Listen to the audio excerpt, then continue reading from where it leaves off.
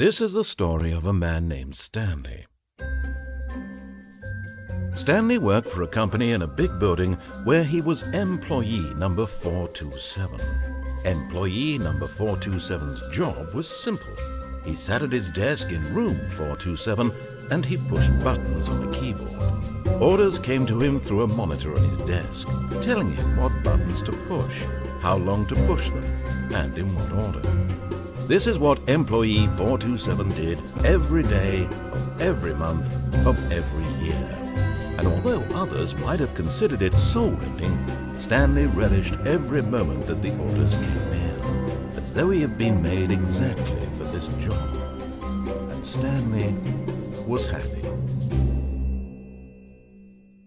And then one day, something very peculiar happened. Something that would forever change Stanley. Something he would never quite forget. He had been at his desk for nearly an hour when he realized that not one single order had arrived on the monitor for him to follow. No one had showed up to give him instructions, call a meeting, or even say hi. Never in all his years at the company had this happened, this complete isolation. Something was very clearly wrong. Shocked, frozen solid, Stanley found himself unable to move for the longest time. But as he came to his wits and regained his senses, he got up from his desk and stepped out of his office.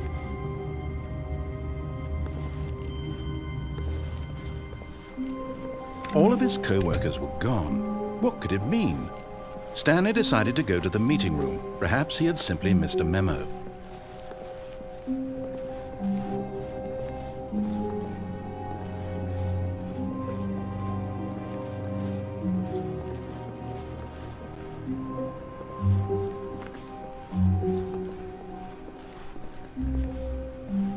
When Stanley came to a set of 2 open doors, he entered the door on his left.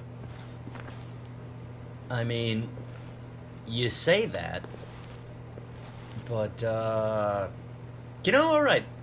Stanley entered the door on his left. That's what he did. That's what you say he did? That's what he did. That's what I'm gonna do. Not gonna go ahead and just fuck off with your rules quite just yet. Even though apparently the sun's gone supernova outside. That's concerning. Yet there was not a single person here either. Feeling a wave of disbelief, Stanley decided to go up to his boss's office, hoping he might find an answer there. How to solve a dispute with a coworker. Let it ball up inside you, take it out and passive-aggressively on other coworkers. Hey, I was learning! Using slides to assure the employees that everything is okay. Make sure your slide has a slick blue graphic in the header and throw some... I'm trying to learn, and I feel like you're stifling me, Stanley Parable Pants. Number of slides on this slide. Charts and slides, and slides. I could stare at this all day, but I'm not going to. Rate at which charts on the same slide depict the same information. Rate of increase in graphics per slide. Please, no more charts. I'm begging. Stop. The boss appreciation. On the boss appreciation minute, circle the top 20 things you love most about your boss and fill out in triplicate and return to your boss appreciation specialist. Solve an interpersonal... If you ever find yourself in a conflict with another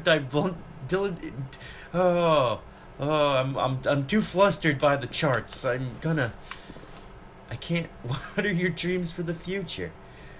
I have to walk away from this. You got me with a PowerPoint. I'm transfixed when you start clicking those slides.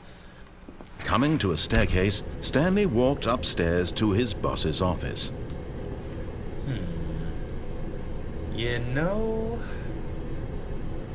I am curious about my boss's office, but I'm also curious about not doing what you tell me.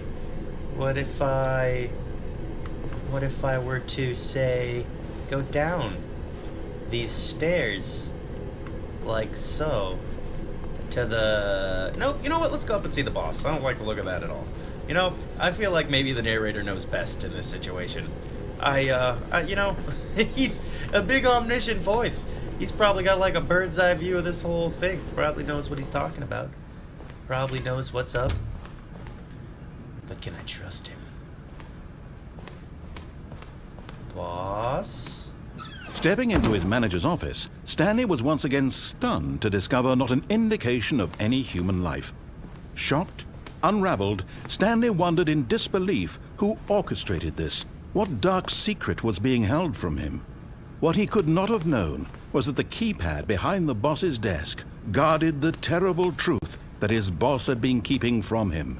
And so the boss had assigned it an extra secret PIN number, 2845.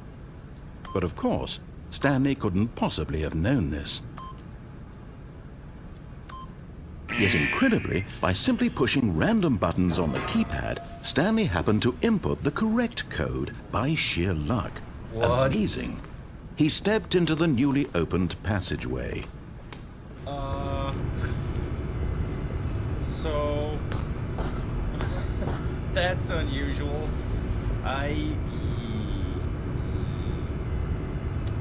Well, in for a penny, in for a pound, as they say.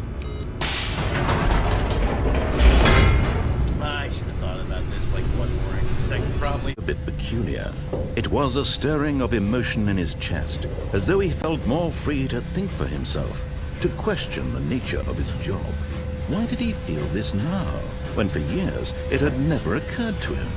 This question would not go unanswered for long. Well, that's good. I was wondering, mysterious voice in my mind. Because you... Stanley walked straight ahead through the large door that read Mind Control Facility. I suppose I would do that, having come this far. Although it concerns me. Well, I suppose there's no way I'm not pressing this motherfucker right now, is there? The lights rose on an enormous room packed with television screens. Huh. What horrible secret did this place hold? Stanley thought to himself. Did he have the strength to find out? Nope. We can continue. Continue on our mysterious journey where I'm completely complacent and doing whatever the giant god voice says. You know, why fight it? Why fight authority at all? Just submit to it.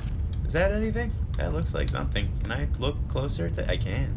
Urgent. Employee should never, under any circumstances, attempt something. I imagine that this is, wait, is that it? Is that, what's that say? Oh, nope, I Now pushed the it. monitors jumped to life, their true nature revealed.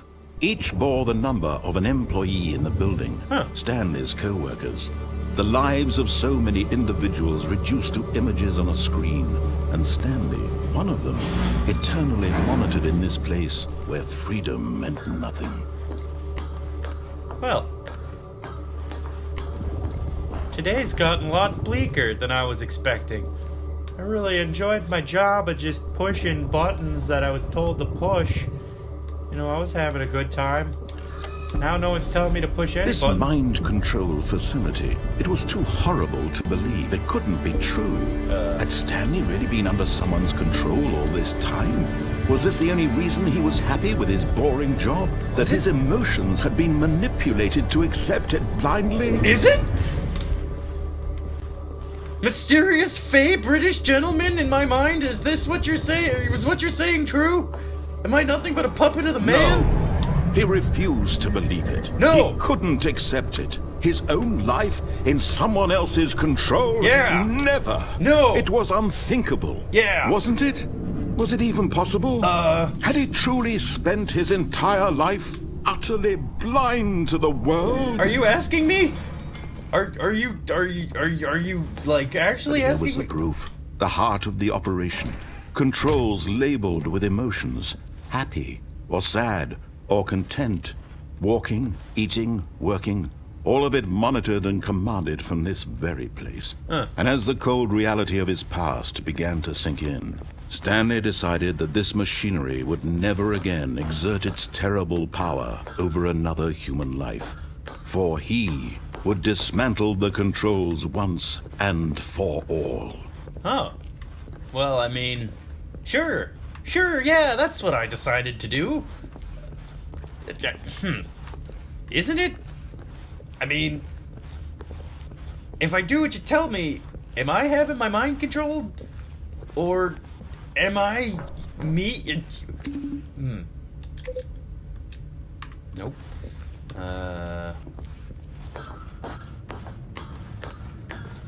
Mind control, right? Okay.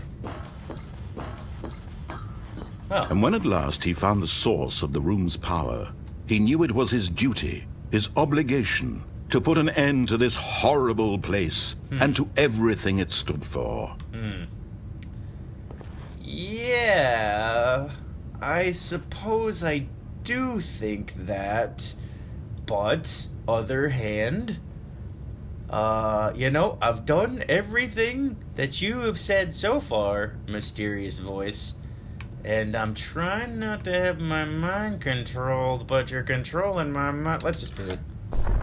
Oh, Stanley, you didn't just activate the controls, did you? After they kept you enslaved all these years, you go and you try to take control of the machine for yourself? Is that what you wanted? No. Control?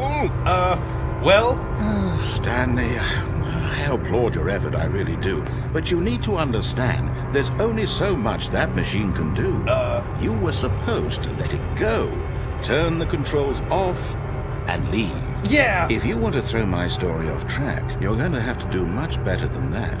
I'm afraid you don't have nearly the power you think you do. For example, and I believe you'll find this pertinent, Stanley suddenly realized he had just initiated the network's emergency detonation system.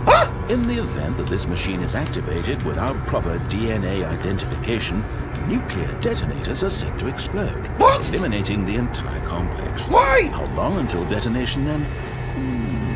Let's say... I've changed my mind! 2 minutes. Now this is making things a little more fun, isn't it, Stanley? It's your time to shine.